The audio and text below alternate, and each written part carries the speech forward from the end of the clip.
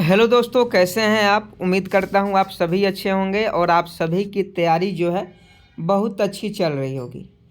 आपको बता दें कि बिहार एसएससी का भी एग्ज़ाम आपका मार्च में कंडक्ट होगा और बिहार पुलिस का एग्ज़ाम तो बहुत जल्द कंडक्ट करवाया जाएगा। और इसके लिए आपको तैयारी करनी होगी, क्योंकि तैयारी कीजिएगा तभी सिलेक्शन होगा। और हम डेली आपको रिवाइज योर सेल्फ का कुछ क्वेश्चन करवा रहे हैं जो आपके एग्ज़ाम में पूछे ही जाएंगे। और अभी साइंस का क्लास चल रहा है। साइंस भी आपको पढ़ना ज़रूरी है। जितना आपका जीके और करंट अफेयर ज़रूरी है उतना साइंस ज़रूरी है, क्योंकि साइंस में छोटे छोटे प्रश्न पूछे जाते हैं, लेकिन कन्फ्यूजन की वजह से जो है आप लोग गलत करके चलाते हैं। तो अगर आप बेहतरीन तैयारी चाहते हैं, बेहतरीन तरीक़ा से पढ़ना चाहते हैं, तो आप डेली हमारे साथ 10 बजे आइए, क्योंकि 10 बजे से आपका बिहार पुलिस का क्लास शुरू हो जाता है। ये कोई ज़रूरी नहीं है कि ये केवल बिहार पुलिस का ही क्लास है, क्योंकि साइंस का क्लास है तो साइंस जितने भी एग्ज़ाम में पूछे जाते हैं, चाहे आपका बिहार एसएससी हो या कोई भी एग्ज़ाम हो, इसमें साइंस के क्वेश्चन पूछे जाते हैं। तो आपके लिए क्लास बहुत ही महत्वपूर्ण है। तो आप सभी डेली 10 बजे से हमारे साथ जुड़िए। 10 बजे से आपको डेली ये क्लास देखने को मिल जाएगी। देखिए, पहला क्वेश्चन आपके मोबाइल स्क्रीन पर, और आपको फटाफट सही जवाब बताना है कि सबसे बड़ा बीजांड होता है। 1 नंबर प्रश्न का सही जवाब बताएं। सबसे बड़ा बीजांड होता है तो साइकस में बता रहे हैं, तो आपका बिल्कुल सही जवाब है। सबसे बड़ा बीजांड किस में होता है, तो साइकस में होता है। सबसे बड़ा बीजांड होता है तो साइकस में होता है। ऑप्शन सी बिल्कुल सही जवाब है। अगला क्वेश्चन 2 नंबर देखिए, वृक्षों के छालों पर उगने वाले कवक कहलाते हैं। वृक्षों के छालों पर उगने वाले कवक क्या कहलाते हैं? 2 का सही जवाब बता। तो कार्टिकोलस आपका बिल्कुल सही जवाब हो जाएगा। वृक्षों के छालों पर उगने वाले कवक क्या कहलाते हैं? कार्टिकोलस कहलाते हैं। 2 का ऑप्शन है बिल्कुल सही जवाब हो जाएगा। ऑप्शन है बिल्कुल करेक्ट है। नेक्स्ट प्रश्न 3 नंबर देखिए, भारतीय कृषि अनुसंधान संस्था कहाँ स्थित है? 3 नंबर प्रश्न का फटाफट सही जवाब बताएं। भारतीय कृषि अनुसंधान संस्था कहाँ स्थित है? तो आप सभी जानते हैं नई दिल्ली में है। बहुत पहले भी हम करवाए हैं कि भारतीय कृषि अनुसंधान संस्थान जो है ये आपका नई दिल्ली में स्थित है। 3 का ऑप्शन है बिल्कुल सही जवाब है। अगला क्वेश्चन 4 नंबर देखिए कि भारत में हरित क्रांति के जन्मदाता कौन है? भारत में हरित क्रांति के जन्मदाता कौन है? तो ये आपका एमएस स्वामीनाथन है। एमएस स्वामीनाथन आपका बिल्कुल सही जवाब है। भारत में हरित क्रांति के जन्मदाता कौन है? एमएस स्वामीनाथन है। ऑप्शन बी बिल्कुल सही जवाब है। आगे देखिए, प्राकृतिक कृषि का अन्वेषक है। 5 का सही जवाब बता। प्राकृतिक कृषि का अन्वेषक है। फटाफट 5 का सही जवाब बता। प्राकृतिक कृषि का अन्वेषक है तो मासानोबु फुफका जो है प्राकृतिक कृषि का अन्वेषक है। एमएस स्वामीनाथन भारत में हरित क्रांति के जनक हैं। श्वेत क्रांति के जनक नॉर्मन बोरलॉग हैं। तो इसका सही जवाब प्राकृतिक कृषि का अन्वेषक कौन है? मासानोबु फुफका है। बहुत ही इंपॉर्टेंट क्वेश्चन है। आगे देखिए, भारत में फसल के प्रकार को निर्धारित किया गया है। 6 का सही जवाब बताएं। साइंस में भूगोल भी रहता है, तो ये भूगोल में का भी क्वेश्चन है और साइंस का भी क्वेश्चन है, समझे कि नहीं? क्योंकि ऐसे क्वेश्चन आपको भूगोल में भी देखने को मिलेंगे और साइंस में भी देखने को मिलेंगे। तो 6 का सही जवाब बताएं। भारत में फसल के प्रकार का निर्धारित किया गया है तो वर्षा के परिणाम तथा तापक्रम पर। जैसे गर्मी के दिन में धान बोया जाता है, सर्दी के दिनों में आपका गेहूं की खेती की जाती है। तो ये सब वर्षा और परिणाम पर परिमाण तथा तापक्रम के अनुसार जो है फसलों का प्रकार निर्धारित किया गया है। आगे देखिए, रेगिस्तान में पाई जाने वाली वनस्पति को क्या कहा जाता है? तो आपको बता दें, जो पौधे रेगिस्तान में पाए जाते हैं उनको बहुत ही कम पानी की आवश्यकता होती है, यानी न के बराबर पानी की आवश्यकता होती है। और ऐसे पौधों को हिंदी में मरुदोभिद कहते हैं, मरुदोभिद, तब मरुदोभिद कहते हैं। और यहाँ जीरोफाइटस कहेंगे, यहाँ क्या कहेंगे, जीरोफाइटस कहेंगे। 7 का अगर आप ऑप्शन बी बता रहे हैं जीरोफाइटस, तो आपका बिल्कुल सही जवाब है। आगे देखिए, भारत में फूलों के अधिकतम किस्में पाई जाती है। भारत में फूलों के अधिकतम किस्में पाई जाती है। भारत में फूलों की अधिकतम किस्में पाई जाती है, तो ये उत्तराखंड में पाई जाती है, क्योंकि उत्तराखंड को फूलों की घाटी कहा जाता है। नहीं जानते हैं तो जान लीजिए, उत्तराखंड को फूलों की घाटी कहा जाता है। और भारत में फूलों की जो अधिकतम किस्में पाई जाती है, ये आपका उत्तराखंड में ही है। ऑप्शन सी बिल्कुल सही जवाब है।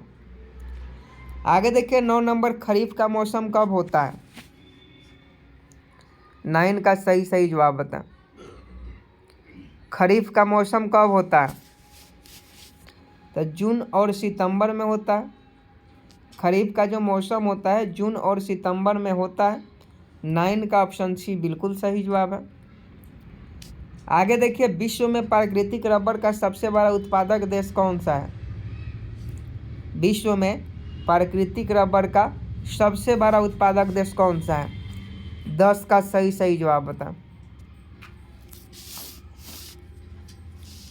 थाईलैंड आपका बिल्कुल सही जवाब है। सफ़ेद हाथियों का देश भी थाईलैंड को ही कहा जाता है। और विश्व में प्राकृतिक रबर का सबसे बड़ा उत्पादक देश आपका थाईलैंड है। तो थाईलैंड अगर आप ऑप्शन डी बता रहे हैं तो आपका बिल्कुल सही जवाब है। और सभी क्वेश्चन का आंसर जो है आप कमेंट बॉक्स में कमेंट करें, सबका कमेंट हम देख रहे हैं। आगे देखिए, भारतीय दलहन अनुसंधान संस्था अवस्थित है। 11 का सही जवाब बता। भारतीय दलहन अनुसंधान संस्थान अवस्थित है, तो यह आपका कानपुर में है। भारतीय दलहन अनुसंधान संस्था कानपुर में स्थित है। अगला क्वेश्चन देखिए, झूम खेती प्रचलित है। 12 का सही जवाब बताए। झूम खेती प्रचलित है, तो झूम खेती पूर्वोत्तर भारत में प्रचलित है। झूम खेती किस में प्रचलित है? पूर्वोत्तर भारत में झूम खेती प्रचलित है। अगला क्वेश्चन देखिए, सिनकोना पौधे के किस भाग से कुनैन प्राप्त किया जाता है? सिनकोना पौधे के किस भाग से कुनैन प्राप्त किया जाता है? तो कल भी एक क्लास में करवाया था कि तने की छाल से। सिनकोना पौधे की तने की छाल से कुनैन को प्राप्त किया जाता है।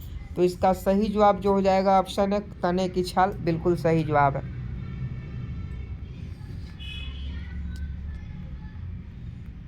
अगला क्वेश्चन देखिए, 14 नंबर, कि पौधे नाइट्रोजन को किस रूप से ग्रहण करते हैं? 14 का सही जवाब बता। पौधे नाइट्रोजन को किस रूप से ग्रहण करते हैं? तो नाइट्रेट के रूप में, बिल्कुल सही जवाब है। पौधे नाइट्रोजन को नाइट्रेट के रूप में ग्रहण करते हैं। अगला क्वेश्चन देखिए, 15 नंबर, पूर्ण पुष्प में पाया जाता है। 15 का सही जवाब बता।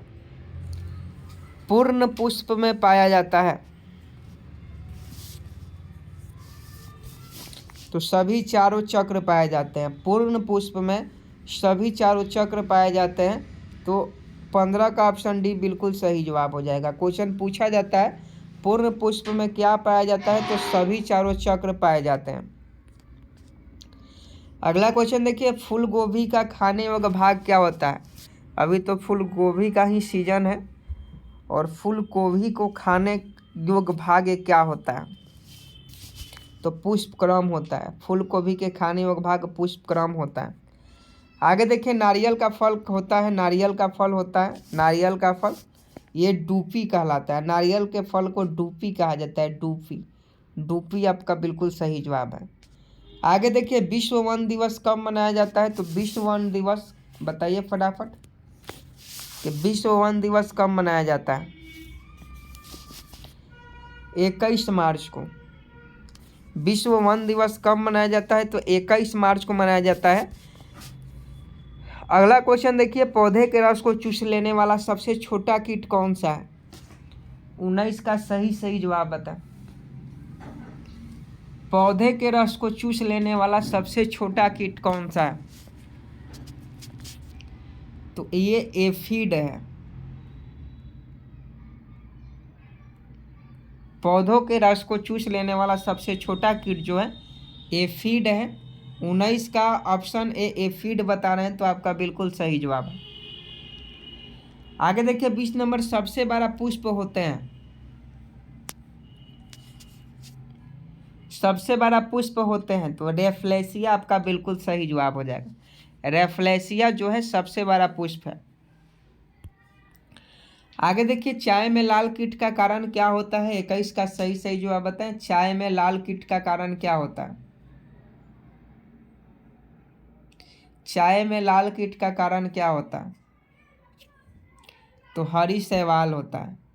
चाय में लाल कीट का जो कारण होता है हरी शैवाल होता है। आगे देखिए किसमें बीज नहीं बनते हैं?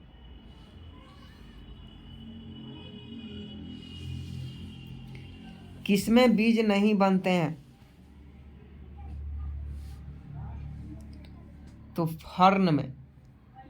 फर्न में बीज नहीं बनते हैं। किसमें बीज नहीं बनते हैं? तो फर्न एक पौधा होता है, तो उसमें बीज नहीं बनता है। नींबू में कैंकर रोग होता है, तो इसका सही जवाब बता।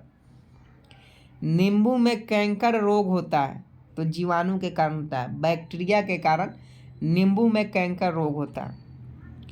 मटर में मार्स रोग का कारण क्या है? अभी मटर का पौधा आपने देखा होगा, जिस पर मेडल ने प्रयोग किया था। मटर के पौधा को चुना था मेडल ने प्रयोग के लिए। तो मटर में मार्स रोग होता है, मार्स रोग। तो मटर में मार्स रोग होता है किसके कमी के कारण? तो मैग्नीज के कमी के कारण। मटर में मार्स रोग होता है मैग्नीज की कमी के कारण। आगे देखिए भारत का विश्व में गेहूं उत्पादन में कौन सा स्थान है? 25 का सही जवाब बताएं। भारत का विश्व में गेहूं उत्पादन में कौन सा स्थान है? तो ये आपका द्वितीय है। द्वितीय आपका बिल्कुल सही जवाब है। भारत का विश्व में गेहूं उत्पादन में कौन सा स्थान है? द्वितीय है। आगे देखिए निम्नलिखित में कौन सा असत्य फल है? निम्नलिखित में कौन सा असत्य फल है? तो ये आपका सेब को तो पहले कल ही बताए थे कि असत्य फल है। नाशपाती भी है, काजू भी है, तो ये आपका ऑप्शन डी हो जाएगा, उपयुक्त सभी। आगे देखिए निम्नलिखित में कौन नकदी फसल है? क्वेश्चन पूछा जाता है नकदी फसल। तो देखिए मक्का नहीं है आपका, गेहूं भी नकदी फसल नहीं है। तो अब देख लीजिए बाजरा हो जाना चाहिए ऑप्शन में, अगर बाजरा होगा तो नहीं। तंबाकू है तो तंबाकू बिल्कुल सही जवाब है, क्योंकि धान भी नहीं है। बाजरा होता तो बाजरा भी सही हो जाता। आगे देखिए निम्नलिखित में से किसमें प्रोटीन सर्वाधिक होता है? 28 का सही जवाब बता। निम्नलिखित में किसमें प्रोटीन सर्वाधिक होता है? तो मूंगफली में होता है। मूंगफली में सर्वाधिक प्रोटीन होता है। आगे देखिए यूरिया में नाइट्रोजन किस रूप में होता है? 29 का सही जवाब बता। यूरिया में नाइट्रोजन किस रूप में होता है? तो एमाइड के रूप में। एमाइड के रूप में यूरिया में नाइट्रोजन होता है। आगे देखिए सोयाबीन की उत्पत्ति कहाँ होती है? सोयाबीन की उत्पत्ति कहाँ होती है? तो चीन में होती है। सोयाबीन की उत्पत्ति कहाँ हुई है पूछा जा रहा है, तो सबसे पहले चीन में हुई। आगे देखिए हरित क्रांति के दौरान किस खदान का उत्पादन बढ़ा? ये भी क्वेश्चन बिहार पुलिस में पूछा गया है, और इसका जनक जो है MS स्वामीनाथन है, याद रखिएगा। और गेहूं का उत्पादन बढ़ा था हरित क्रांति के दौरान। अगला क्वेश्चन देखिए निम्नलिखित में कौन प्रोटीन का उत्तम स्रोत है? तो ये आपका सोयाबीन है। सोयाबीन जो है प्रोटीन का उत्तम स्रोत है। भारत में कपास उत्पादन में अग्रणी राज्य कौन सा है? 33 का सही जवाब बताएं कि भारत में कपास उत्पादन में अग्रणी राज्य कौन सा है? तो आपका गुजरात है। अगला क्वेश्चन देखिए भारत का सबसे बड़ा रबर उत्पादक राज्य कौन सा है? तो ये आपका केरल है। भारत का सबसे बड़ा रबर उत्पादक राज्य केरल है। नेक्स्ट प्रश्न देखिए क्षारीय मृदाओं में सुधार लाने के लिए उपयुक्त रसायन है? तो आपका जिप्सम है। क्षारीय मृदाओं में सुधार लाने के लिए उपयुक्त रसायन कौन सा है? जिप्सम है। नेक्स्ट प्रश्न देखिए रेड रोट रोग किस फसल का रोग है? तो आपने देखा होगा ऊख हम लोग बोलते हैं, कहीं ऊख बोला जाता है, कहीं ईख बोला जाता है। तो ईख में आपने देखा होगा कि उसमें रेड रेड हो जाता है, रेड जैसा हो जाता है उसका रंग। तो एक गन्ना में होता है रेड डॉट रोग। रेड डॉट रोग किस फसल का रोग है? तो गन्ना का है। भारत में निम्नलिखित किस फसल का सबसे ज़्यादा क्षेत्रफल है? तो ये आपका धान का है। धान की खेती सबसे ज़्यादा होती है। भारत का केंद्रीय औषधि अनुसंधान संस्थान निम्नलिखित में से किस स्थान पर स्थित है? तो ये लखनऊ में है। मानव द्वारा सबसे पहले उपयोग में लाया जाने वाला अनाज कौन सा है? 1 नंबर का क्वेश्चन है, कतई जहर प्रश्न। ये आपका गेहूं है, जौ नहीं है, गेहूं है। जौ का क्वेश्चन दूसरा हो जाएगा। गेहूं है जिसका सबसे पहले उपयोग में लाया गया ये अनाज है। हालांकि सिंधु सभ्यता में जाइएगा तो वहाँ जौ आपको देखने को मिलेगा। आगे देखिए, संसार में सबसे अधिक तिल का उत्पादन करने वाला देश कौन सा है? होमवर्क का क्वेश्चन है। सभी लोग इस प्रश्न का सही जवाब होमवर्क में देंगे।